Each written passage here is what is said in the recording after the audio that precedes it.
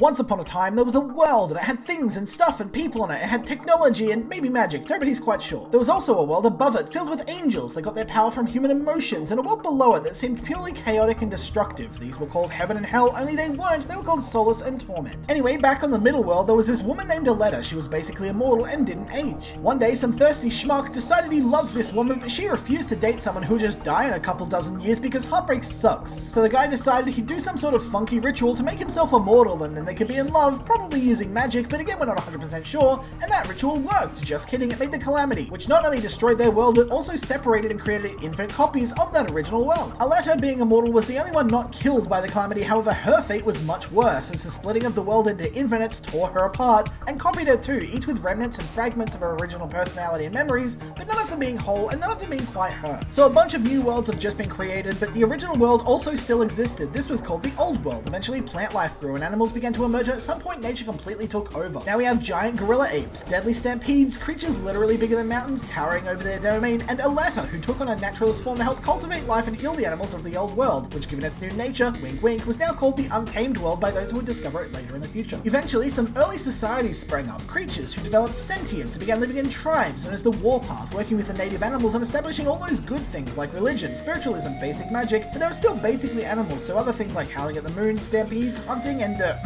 breeding were all pretty standard as well. And then the rifts opened up.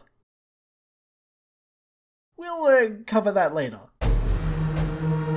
Thanks for watching, like and subscribe, and for all the Infinity Wars things, go to infinitywarsclassic.com.